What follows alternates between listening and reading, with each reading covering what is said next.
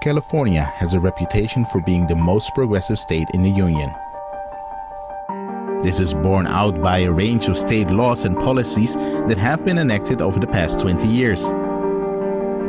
How did California go from a state known for its racist and exclusionary politics that gave birth to Reaganism to a state renowned for its progressive politics? No fear!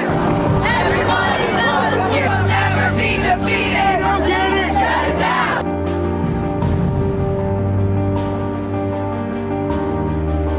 The 1990s were a time of a lot of innovation and real movement, and yet it was at a time of unprecedented attacks. We intend to do what is necessary to end the drug menace. They keep coming. 2 million illegal immigrants in California. The opponents of Proposition 187 have been very active in recent days. There was a slew of initiatives in the 90s that was relentless. There was Proposition 187, attacking undocumented children. Pete Wilson, a 187 supporter, is pinning his re-election hopes on anti-immigrant sentiment. Proposition 209, anti-affirmative action. Proposition 227, the anti-bilingual education initiative. 21, 3 strikes to increase juvenile penalties. 3 strikes and you are out. 184, death penalty. The list went on and on.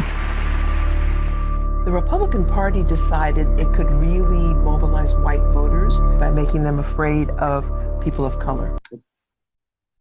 So they spoke in code, they talked about law and order, forced busing.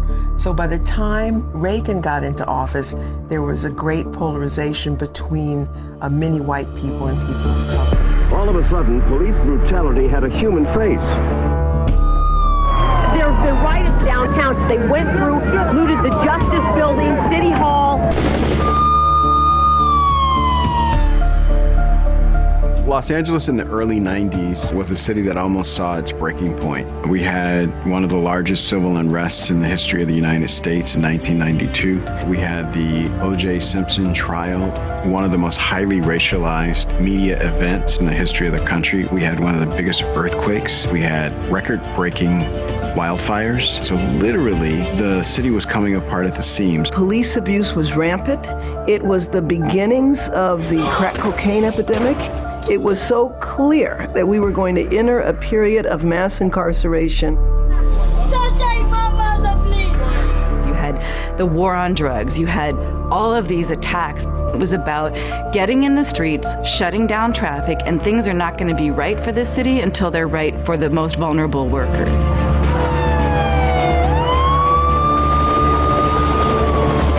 In the wake of the passages and the implementation of some of the most regressive social and economic policies in the country, new social movements, organizations, and networks were forged in the 1990s and 2000s that challenged the status quo.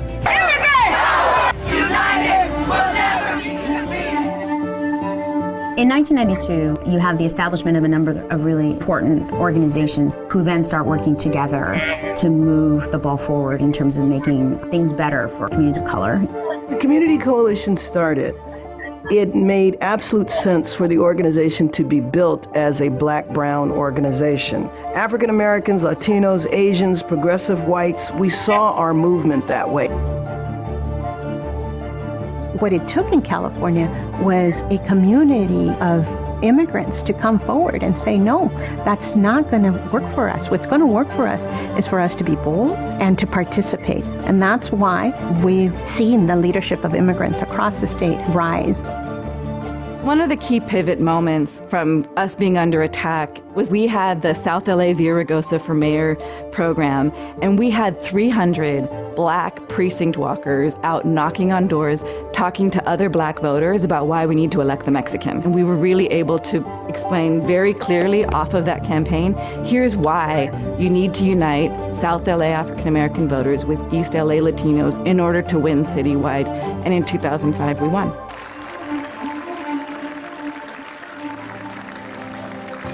Labor created an organization called the Organization of Los Angeles Workers. We focused on citizenship and most of all voter participation in election time. In 1994, when 187 was passed by Wilson, there were 6 Latinos in the California legislature. 10 years later, there were 27.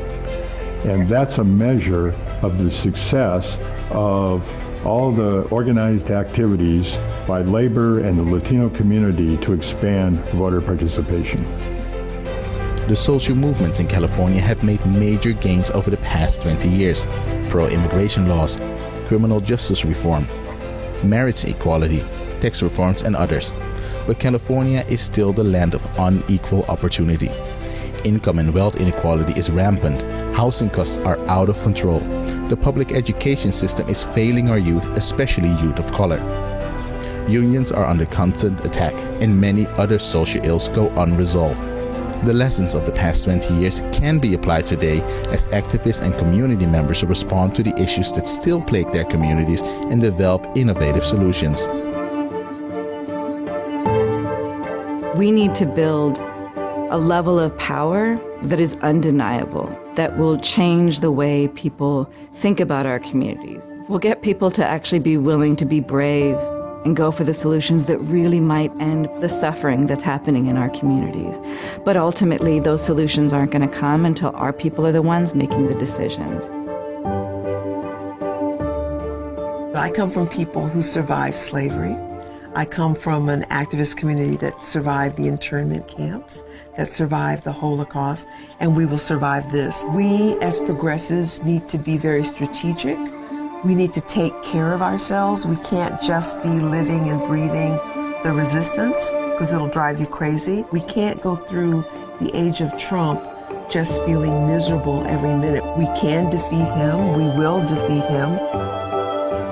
To build a narrative that embraces all people requires incredible depth of personal work, where strategies of organizing and healing and work around culture shift can actually come together in a way that creates real relationship, and with a narrative that gets us to move from scarcity to abundance, that moves from despair and grief to one of creative possibility.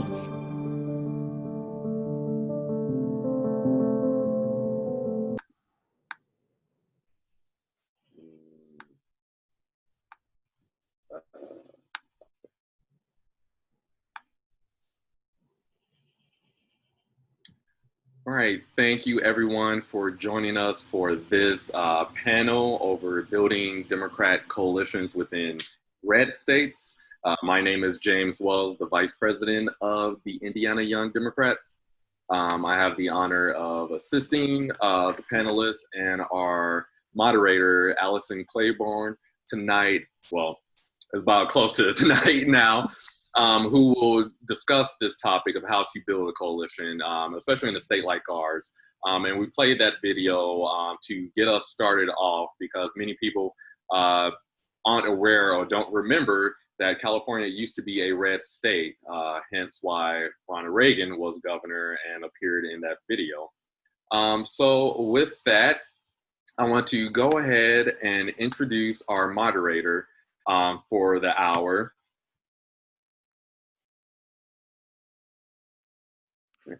Our moderator is Newburgh Town Councilor Allison Shelby Claiborne. Allison is the mother of 2 toddlers, an attorney, a town councilor, and a proud Hoosier. She is a lifelong Democrat from a red area, and as someone who flipped a seat from red to blue in 2018, she is looking forward to today's discussion. And Allison, I'll let you take it away. Thank you so much, James. I think I have the 3-year-old taken care of at this point, thanks to a last-minute call to my mother. So appreciate it takes a village to put together things like this. But I appreciate that. I'm incredibly happy that the Young Democrats are addressing this topic today and at this convention, because it's so important, and especially running in 2018, the next major election cycle after the 2016 presidential race, was a daunting task in an area where 70% of the vote went to Donald Trump.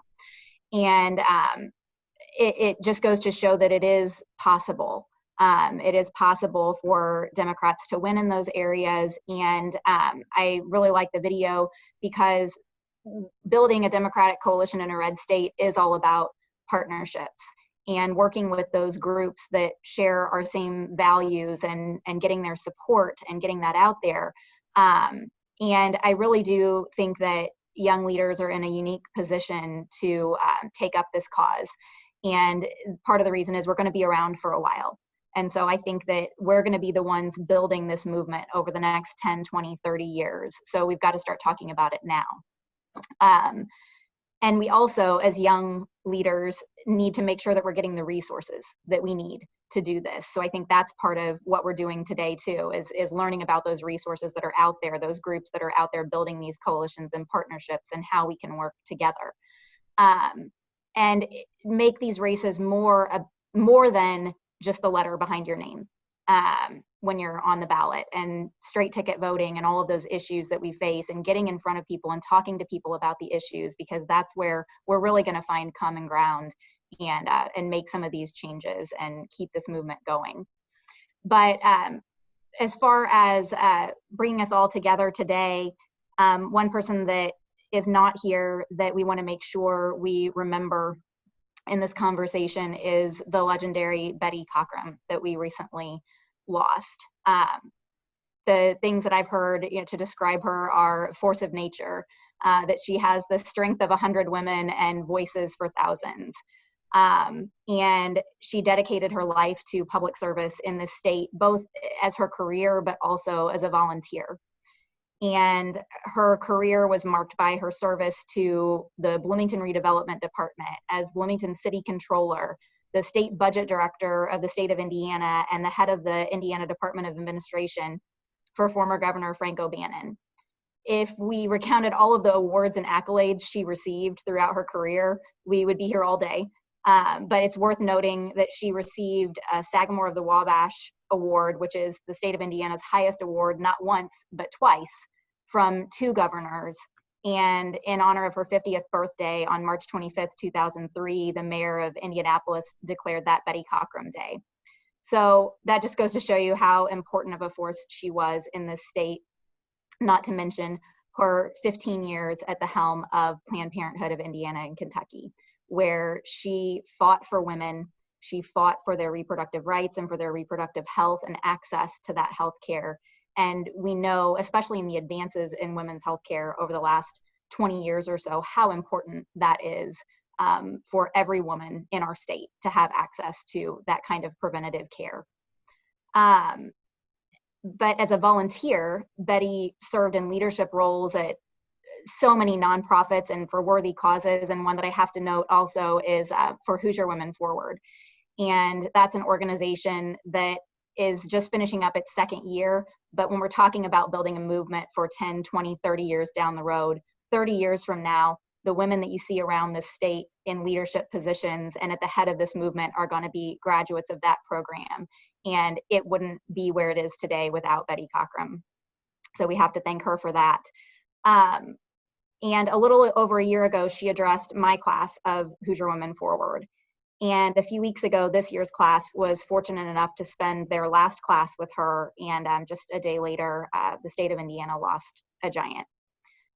There will never be another Betty Cockrum, but as the next generation, it's our duty to honor her legacy and continue her fight. And hopefully someone in this room will stand alongside her in our state and country's history in 15, 20, 30 years. So I'd just like to start out with joining me in a moment of silence to honor Betty before we begin a discussion that would so greatly benefit from her presence and voice.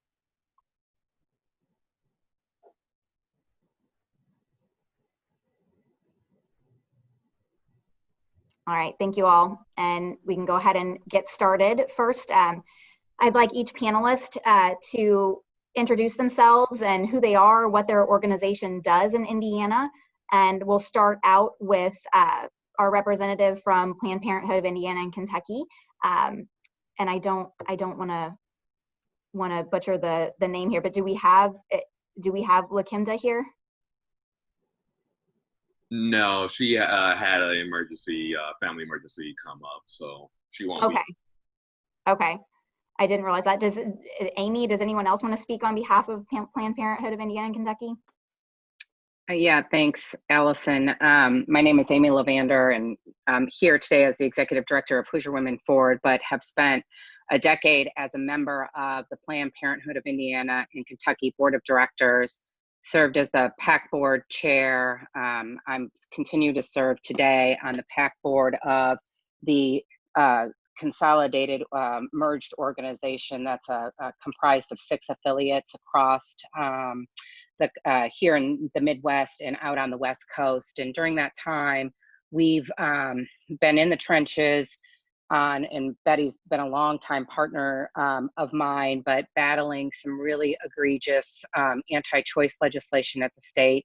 And so most of, I think, and sorry, I'm not prepared to talk on this, but I think 5 of the 6 pieces of legislation that the General Assembly has passed since 2010 have ended up in federal court, of which almost all of them, except for one small piece of a bill, ended up under federal injunctions. And so we're not ultimately enacted here, but it's everything from making it harder for women to get, increased waiting periods for ultrasounds, to limiting the time under which a woman may access legal safe abortions here in the state. Of course, no Medicaid funding. And so it's been a really, really challenging decade here. So I'm happy to answer any questions that people may have about some of those things as well. Thanks. Sorry for putting you on the spot, Amy, but no worries. Out of everyone, you'd probably be the best person. Yep, you got it. Next, we'll move on to Candace Harris with Run for Something. Good afternoon, everyone. I'm really happy to be here on behalf of Run for Something. Again, my name is Candace Harris, and I'm the Midwestern Regional Director for Run for Something. Run for Something is a PAC that works with young progressive candidates who are running for office for the first or second time. And we only work with candidates who are running for local office. So those are school board candidates, state house, state senate, county commissioner, all those down ballot candidates. Basically, the only races that we don't work with are federal races and statewide races. And the goal of all of this is something that you mentioned earlier, Allison. We're really looking to build that next generation of political leaders within Indiana, and an electoral pipeline of progressive leaders that we all hope will continue on for the next 30 years or so. And so we do that by only working with candidates who are 40 and under. To date, we've helped over 45,000 candidates around the nation, and we've endorsed, those are candidates that have just come into our pipeline, like those are folks who have just signed up. But as far as people that we've endorsed over 73 candidates in Indiana since 2017, and we've actually endorsed 24 this year. So for Indiana to be a red state in comparison to a redder state, maybe in comparison to some of the other states, we've really had a lot of great candidates come through. And I'm fortunate to have working with some really great local partners in Indiana, because part of our formula is creating leadership on the local level, because we're looking for those offices that are sometimes hard for folks when you're not on the ground to like know about what offices are up for election, or even like local grassroots leaders that really look like they should have someone to provide those resources to help them run for office. Because our goal is to make it accessible for all young people to run for office with a specific paying attention specifically to lifting up diversity within our party as well. We specifically want to help out women, people of color, folks who really are the life and blood of the Democratic Party, but even red states sometimes don't have the opportunity to really have the resources they need. And another thing that we look at too that I think differentiates us a little bit, we're not necessarily one of those organizations who, prioritize states and decide that we're not going to work with states because we don't see, a whole bunch of wins in that state or prioritize them like that. We really look at working with candidates who are willing to put in the work. Like we said, we're building that bench. So if there's folks that we see that are coming into our pipeline and who are saying that, yes, I'm running in a really red district. Yes, this is going to be a hard win, a hard flip, but I'm willing to knock on as many, well, when we can't knock on doors again, I'm willing to knock on as many doors as I can and really put in the work. And I'm just looking for some extra resources. That's what we want to provide. And in Indiana, I think part of our success has been that we've had some really good local leaderships, specifically from the Indiana Young Democrats, that's helped us find a lot of these great candidates that we've worked with. And I'm really excited about the next, about 2020 and moving into 2021, now that it's already time to start looking for folks to help them get their races started for next year.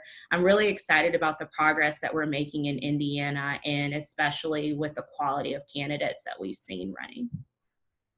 Candace, I really appreciate that, and I'm kicking myself that I didn't know enough to partner with you all a few years ago, because what you just said is exactly what it takes. It takes knocking on doors. It takes putting in that work when you're in a red area, like many places in Indiana are. I know I am in a town of 3,300 people with about 1,500 registered voters and knocked on over 2,000 doors. So and that was to win with 58% of the vote. So it takes a lot of effort, a lot of work, and it takes people and volunteers and help. You can't do it all by yourself. So I think that's an excellent resource, and I'm so happy that we're getting the word out to people that you all are there to help, and you may be getting a call from me in the future at some point. But we'll move on now. We'll go back to Amy Levander and hear about Hoosier Woman Forward and what that group is doing for our next generation. Thanks, Allison, and thanks to the Indiana Young Democrats for having us participate in this really important panel discussion today. Delighted to be here. Wanted to also acknowledge all of the officers and panelists here for joining on a Saturday. It's been a very challenging couple months, and certainly last couple of weeks. And so for the young people that are on here participating today, really thank yourselves for putting in just one more obligation that you're meeting at a time when self-care is so important and time is really probably stretched thin. But I think it's been, looking at the agenda, an amazing day for you all, and it gives me a lot of great hope for the future in our state. So thank you. Hoosier Women Forward is a 9-month Democrat women's leadership and development program. We're not a traditional candidate training program, but rather a leadership development program for individuals that are 25 and older. So I will give a nod to my friend Jeff Harris, who you'll hear from in a sec. We hope that for those women who are interested, you take advantage of the emerging leaders and then come over and visit us at Hoosier Women Forward after you've been through his amazing program. But one of the things that we really strive for is to build a statewide network of engaged Democrat women who are ready to lead and serve in positions either in elected office, appointed positions, or in the philanthropic or business communities around their state.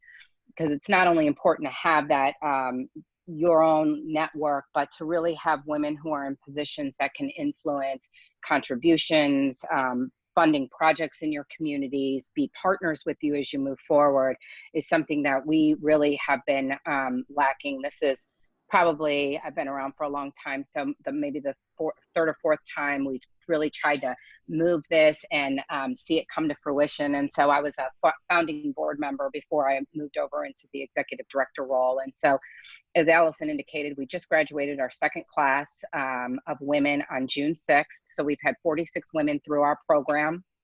We've had several in both classes who have run for office, worked on campaigns, been elected to office, or are office holders, including Allison. And so it's really been inspiring to watch. And I think the other thing that really has been impactful for me is to hear women say that, they were always knew they wanted to do it and felt like they would be really good at it, but that it just gave them a little extra confidence to sort of take that step. And in fact, one of the women on the ballot that just won her primary said, I just decided that now was the time, and I probably wouldn't have done that without this program. So Applications are currently open. They're due June 24th. Our next class will begin in August and then ends the following May. It culminates with a trip to Washington, D.C. in the spring.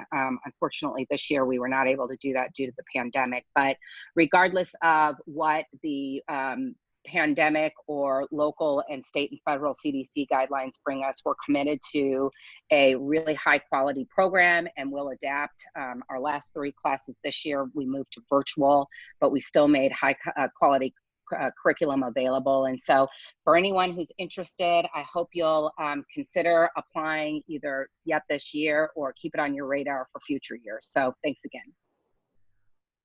Thank you, Amy. I echo all of her sentiments and will say that going through Hoosier Woman Forward, it was the most impactful program that I have gone through in my professional career. And I can't say enough about it. And what it also does is then those women go back to their areas of the state.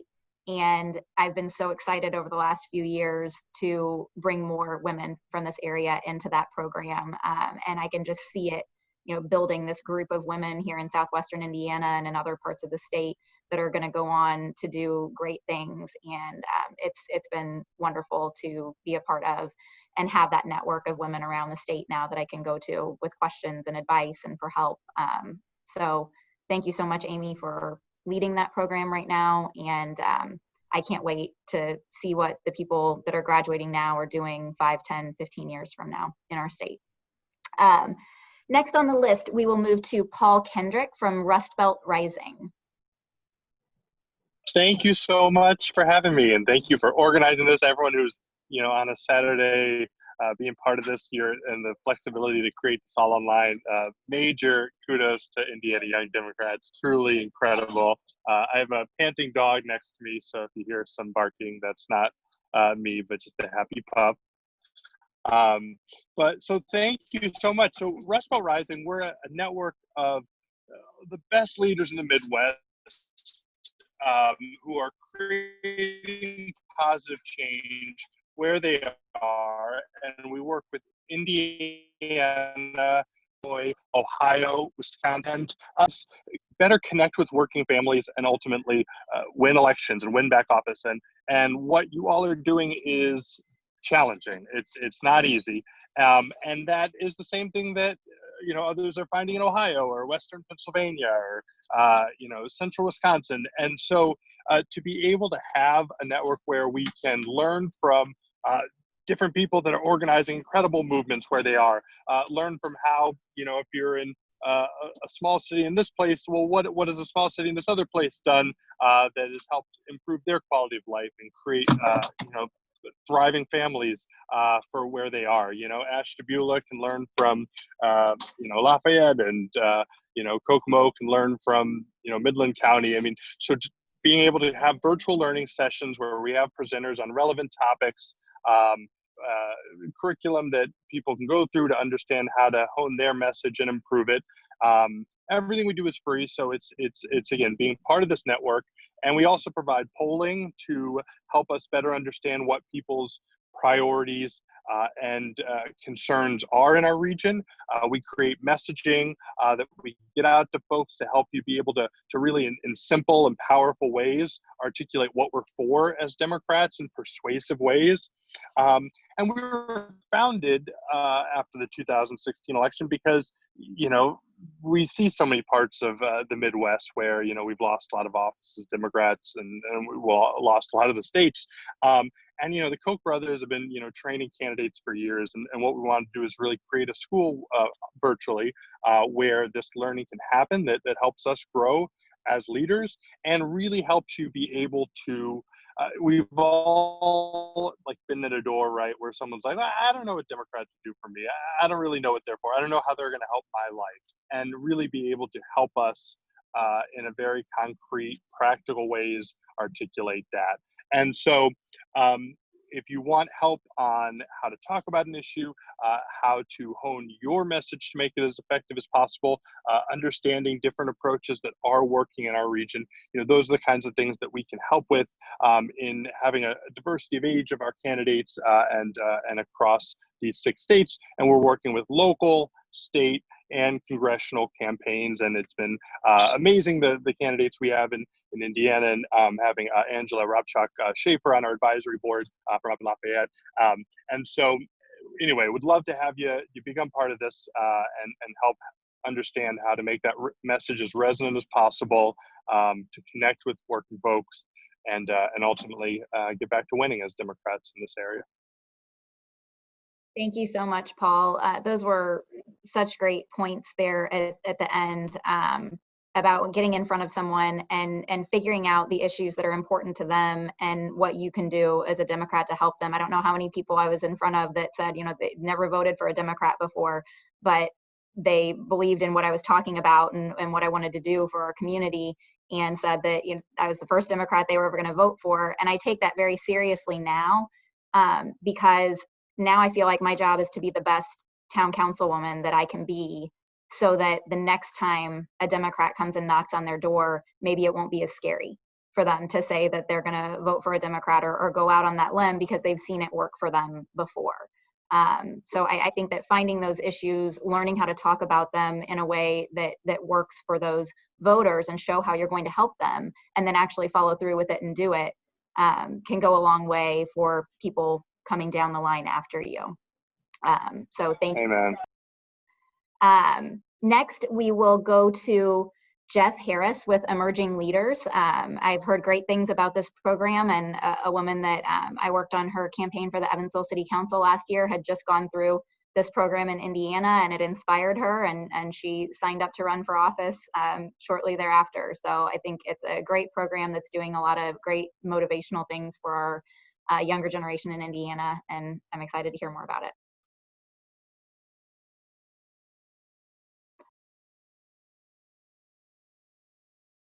Sorry, I was muted.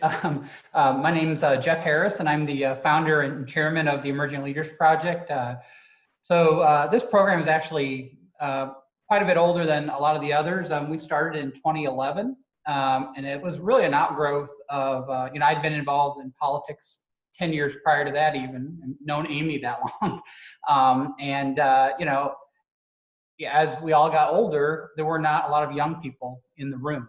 And so we started the Emerging Leaders Program in 2011 as a way to open doors for people, to get them enough information to either work on campaigns or to run for office themselves. So the Emerging Leaders Project, every year we have hundreds of applications. We select 40 people from around the state, aged 21 to 40, and we do periodic trainings throughout the year on everything from how to run for office to public policy, and we try to do some other speakers and other networking activities throughout the year.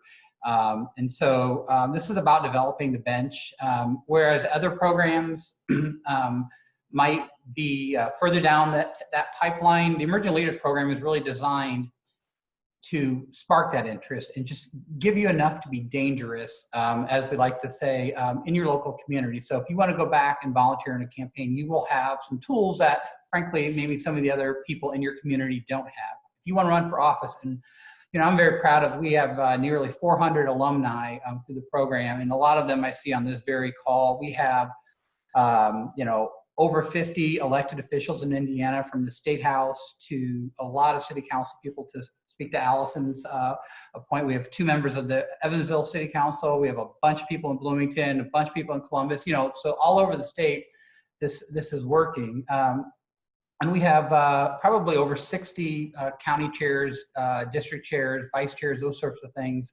party structure that are currently in office, and dozens of other candidates running for office right now, and staff people who are helping along the way. So, it's about flooding the field, getting that talent out there, because people are interested in it. They just want to know how to do it and how to be effective. So that's the goal of the program. We are currently in the middle of our existing class, and kind of have paused that due to the COVID-19. So we traditionally take applications during this period of time. We're going to delay the next class because of COVID-19. We kind of prefer to meet in person, but we will be taking new applications in the fall. So we will let everyone know at that point. Thank you. Thank you so much, Jeff.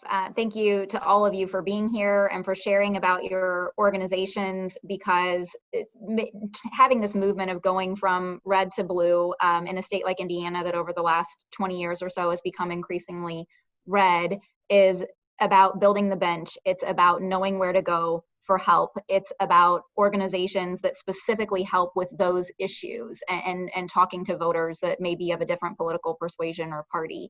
And it takes all of those things together to have that decades-long progress and movement. Every single one of these groups is incredibly important, and we appreciate your time here today and sharing your organizations with us so that we in Indiana know where to go when we need help in these areas. We'll move on to a question and answer session. So if anyone wants to ask a question, any attendees, just go ahead in the Q&A box and submit those questions. And one that I'm going to start out with that's actually near and dear to my heart. As I said, I've been a lifelong Democrat in a red area. When I was in kindergarten, the teacher asked, what presidential candidate your parents were going to vote for, and mine was the only hand that went up for Dukakis, and so I immediately knew, we were different for this area. So it's been a lifelong thing. But the question is, do you think progressives have to water down or compromise on their political ideology in order to run a winning campaign in a red state? And it's a great question, and it's one that from the get-go, when I was running for town council, I said to myself, I am not going to compromise my personal beliefs and my ideology when I run for this office, regardless of the demographics of the area that I'm running in. And you can do that because, like Paul talked about and like others have talked about, you find those issues that are important to the people that you're in front of and that you're talking to, and explain how you can help them in those areas, and that you want the same things, you want the same end, and then show them how you can get there. And I found that to be very effective, especially when we're talking about Run for Something or a lot of these organizations, emerging leaders that mainly are talking about more local races. It actually is even easier because a lot of the hot button and more divisive issues are not handled at that level. And I think it's all about building trust at those levels of government and at the local level, and then you can move on from there. But once you have people's trust that you have the community's best interests at heart, it really all flows from there, and that you can agree to disagree on some things, but that you can work together to make their lives better in other areas. So that's my 2 cents on that, but I'll open it up to the panelists at this point to talk about how we approach that and stay true to ourselves and our political ideology, but also win campaigns in red states. Look, I agree completely. I worked on about 9 statewide campaigns and communication roles, and it's the same thing. You've got to meet the voters where they are. But if you're running for, a local office, a pothole isn't a partisan thing, right? So you're delivering services. And so I think it's important that as you're running and as you're reaching out, especially to voters in red areas, to talk about the issues they care about. You may get asked about abortion or guns or other type of things, but that's not really pertinent to a city council race or something like that. So we've always advised people, and again, all these programs offer trainings on how to kind of bridge to the important topics that voters really care about. But you can bridge away from that and say, look, I'm not here to talk about that. This office has nothing to do with that topic. I'm here to talk about the crime in your neighborhood or fixing the streets or whatever that may be. You're never going to agree with someone 100% of the time, but I think to your point, Allison, if you can talk about that you're going to be their voice and deliver good government service to them, you're going to have a better chance of winning them over as opposed to having a partisan fight. I think that's right, Jeff. And when you look at more statewide offices, I think there are ways that you can always find commonality without having to sacrifice any of your principles, in the choice debate. I mean, all would want to, there's likely commonality around reducing unintended pregnancies, which to the pro-life movement meets their goal of reducing abortions. On the choice side of the issue, that helps open a door to talk about access to birth control or culturally appropriate sex education, issues where you can find some middle ground that's still working towards that goal that you have. Right now, in terms of discussions about mass incarceration, I mean, there's a lot of interest of the legislature in the purely economics of housing inmates there. At any given time, over 40% of the people in the jail right now are there because they can't pay a $500 bond. That costs a lot of money for the state of Indiana and for counties around the state. And so you can then move that into a discussion about pretrial release. And so I think that there are ways that you can link economics or find commonality of issues that further diffuses that if you are in positions where the answer, this isn't an office that deals with this, may not be appropriate, but that you can turn then and talk about it in different ways that resonate with people to say, well, yeah, why wouldn't we be for that? So definitely think, no, you don't have to sacrifice. And yes, there are always paths to finding ways to talk about almost every issue. And I think part of it is, one thing I do with candidates is first helping them tell their own story, because everything starts with authenticity. And if people have gut level trust in you and if they get to know you, then they're going to follow you on your vision on issues. But there's an art to how we tell our story and how we introduce ourselves to voters in that message. And then you have to be a little more creative in thinking, and Jeff and Amy touched on this, but thinking about the values that people share that you could start how you talk about that thing with, whether that's family or whether that's hard work, whether that's how we look out for each other around here. But I think, whereas, yeah, if you're a progressive in a progressive area, maybe you could just say the policy name or the hashtag and everyone would be like, yeah, and like you have to work a little harder maybe where you are, but you can do it because what you have to think about is not just relying on the name of that policy or whatever that people may have misperceptions about, but painting the vision of what it'll look like for your community. What's the outcome? How is that lived for families? What does that do for a family? And so in that way, being a little more specific, but in a human level, talking like a human about these policies, makes the people agree with them. And we find in our polling, there are a lot of our Democratic policies are actually very popular, but sometimes we just need to put them in more kind of layman's terms of what it'll do for people. And then, but anyway, we have messaging on a lot of these different issues that we're happy to give you that we found will help you do that. But again, I think just having people trust you first, finding the values they share, and then explaining the thing, and not just assuming people agree with it, really help you we've seen a lot of candidates be able to be successful in, districts that people thought they wouldn't be able to. And just to kind of circle a few things that a few of you all have mentioned, I agree, like you definitely have to meet people where you are. And I know at Run for Something, we say we don't have a litmus test for progressive because we know it kind of like feels a little different depending on where you are. But at the same time, we also believe in being bold and fearless with our campaigns and our candidates. And we try to be that support for them to not be afraid to talk about more difficult issues, specifically like Amy was mentioning, the topic of conversation in every race, whether you're on a statewide or a local race, is police brutality, Black Lives Matter.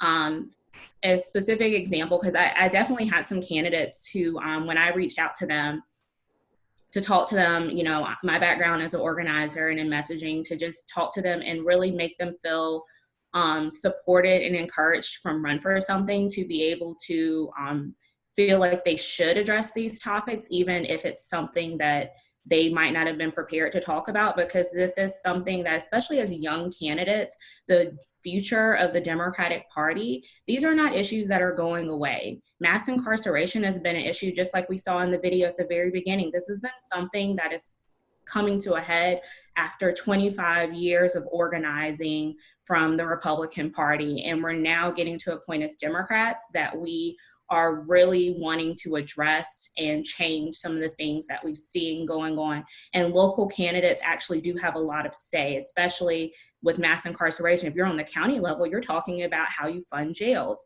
So something that we've been doing is just letting them know that we're here to support them with messaging, here to help them, talk about the issues, whether that's from op-eds that, our comms team is willing to help them, review, or just like we're talking about what your scripts look like on the doors, and also connecting them to other organizations like y'all's, like the other organizations on this call who are, who can also help them with these issues on the local level.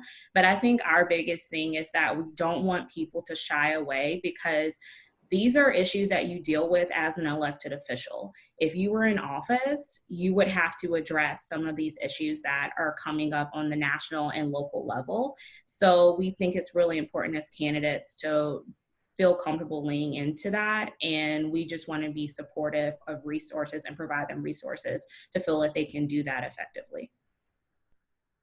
Thank you all. That was all incredibly helpful advice and information. We've got some great questions from the audience and still have a few minutes left. So one is, I think this can be a very real issue, that one problem with getting more Democrats elected in Indiana is that a lot of Hoosier Democrats end up leaving the state, and especially young people. A lot of young people that maybe grew up here or went to college here might leave at that point for a more progressive state or environment. And so how can we attract more Democrats, not to just move here, but to stay here also, particularly in some of the redder areas of the state? I'll jump in here again. I've worked on 9 statewide campaigns and have only won about 3 of them, right? And so being a Democrat in Indiana is not easy. It is pushing the boulder up the hill every time. I've had opportunities to leave Indiana, and probably financially would have been smarter to leave Indiana, but I'm committed to the state, as are a lot of other people on this call. And so, it's just that idea of, do you want to stay and fight? It's not going to change unless we stay in the game and keep fighting. And that was one of the motivations for me creating the Emerging Leaders Program, and I'm sure the other people on this call for their programs is, let's get more people engaged. Let's, you cannot win this alone, and it's going to take generations to actually affect the change that we all want to see. But by walking away, nobody wins. That's right, Jeff. Oh, go ahead. I think the other thing is, here, at least in central Indiana, we've had the benefit of seeing our corporate community getting very engaged on issues that are certainly more progressive than the elected officials in this state, and have publicly put themselves out there. And the market has responded in different ways and been far more progressive than what the legislature in particular has been. And in those ways, I think is helping to start build a narrative that there is an importance of corporate commitment to your community, to corporate engagement in that process, and that, again, it comes back to an economic interest for them, but they can't attract the young people who are leaving because we're seen as, conservative, not progressive, not welcoming to all, not showing empathy, that they have a hard time sustaining the best and the brightest in their workforce as well. And so I think, as a party, we need to make sure that we're engaging the corporate community, that we're connecting them with college Democrat groups around the state, or with local young Democrats, or even the statewide, to have individuals come and talk about what the business community is doing to help respond to that and to drive some of these public policy changes in an effort to keep some of these kids that are leaving. And you want to think about the sense of, how can people raise a family here these days? And I think Democrats have a chance to be really creative and entrepreneurial, given that so many people are thinking about, how do we create good jobs? But we want to see Democratic candidates really have that answer, and have, because I don't think Republicans have much of an answer on that. They just say cut taxes. And so we have some different resources profiling different places in the Midwest that have done interesting things on this, and I've had some different presenters for sessions we've done on this, and we'll continue to. But I think the bottom line is you've got to tap into what your local assets are. Like, think about what's unique about where you are and how we can build on that. And maybe that's in the medical sector, or maybe that's in, clean energy jobs and water. There's different answers, but you're going to think about, and how do we put these pieces together? How do you make Ken sort of business? You have to, go to see a doctor. How do we make sure there's paths to these good jobs, and engage our higher education, and also have paths to skills and manufacturing and technical training. But really putting the piece together, thinking about the quality of life. I stay here and be down there, whether it's walking trails and biking and a brewery or whatever it is. But the things that make people want to stick there, and those are all part of the pieces that you can articulate a vision for what our town, the place we love, what can that look like? How can it be better? How do we want to make people move here and be able to raise a family here? And be able to stay here. And I think you can really be the candidate who has the vision that's so localized, but that has such vision that people will say, all right, I want our community in this leader's hands. They're really going to take it where we need to go. People want to know that you can see ahead and you have that future vision and that optimism, and that's the candidate people will vote for. I would also jump in and say that, people join people. So I see a lot of people on this call who are from around the state. Host a drinking liberally in your community. Use your Young Democrat organization to make it fun, because people are more likely to stay if it's fun, they meet friends, and then you start doing things. To Paul's point, you can start all working on a campaign together, but that social aspect is really important. And Allison I'm sure can speak to this as well, is like, I'm the only Democrat in town, then when you meet another Democrat, you're bonded, right? So encouraging that kind of activity to make it fun. Definitely. One of the things we say is you can't be what you can't see. And sometimes I think it's that folks, like Allison mentioned, just don't know that there's other people in their community that think like them. So, I firmly lean on my organizing background. Organize. Talk to people. Like, this can be as simple as doing some really grassroots stuff, like Jeff mentioned, social media. We work with folks as young as 18, and we see amazing young people who have done a lot of great grassroots organizing, where it's just talking to people within their community and building that coalition that lets other people know that the values that are important to you, they're not the only ones. You're not the only one that feels like that. And there's a lot more people that probably agree with you than not.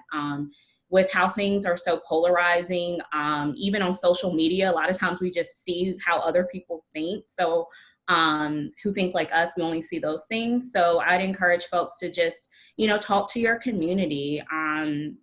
Things definitely are a movement, but we're seeing things I think we're at a tipping point right now with a lot of issues in our country, and that's just from long-term sustained organizing. And it can start as simple as what Jeff and a few others have mentioned, just by connecting with people within your community, however that might look. Thank you Absolutely. all. Getting people just getting people to take action together, like Jeff and Ken was saying. And then also, one thing I've really seen that's so incredible is when someone runs in a place where there just hasn't been Democrats in office for a while, they may not win, but they're build a list, they engage people are having fun, taking action together, contacting others, getting on the phones, and then someone else runs maybe down ballot of them, and then they do win, or someone runs for that same office and then they win. So it's you're building the infrastructure for that long-term sustainable change. And whether you win or lose that first time or even the second time, you really are building something. And without people being able to see it be possible, without them being able to be part of something, without you being able to tap someone else on the shoulder and say, I think you'd be a great leader, I'd love for you to run for that, then we can't get anywhere. But you see that happening, and it's really exciting. Paul, that's an excellent point. We've had a lot of young leaders in the state recently who maybe their first time out weren't successful as Democrats getting elected. And a great example that I can think of is J.D. Ford. But don't give up and keep going, and then have more name recognition and talk to more people the next time, and then they're successful. And they've built this team of volunteers. They've built this team of people that believe in them. And I'm always inspired by people that don't give up. And so that's going to bring even more people along that next time. And I think that that's something really important that we all need to keep at the forefront, is that we can't give up, that this is a long-term movement and fight for our party. And so we need to keep that momentum going and not get discouraged if we don't have immediate success. All right, I think that we're about to the end of our time. I don't know, James, do we have time for one more question, or we need to wrap it up? Yeah, we will need to wrap it up. The other folks are going to begin the next general session soon. So I am adding in the chat for everyone the link to the second general session for everything. I do want to again thank all of our panelists for the hour: Jeff, Candace, Amy, Paul, and thank you to our moderator, Counselor Allison. Thank you so much for this great discussion. Again, just so everyone can find everyone online or by social media, I'm going to also add the link to their websites again, so you can touch base with them. And then other than that, we are going to begin our second general session soon. And look forward to seeing you there as we wrap up the day. Thank you so much, everyone. Thank you. Thank you.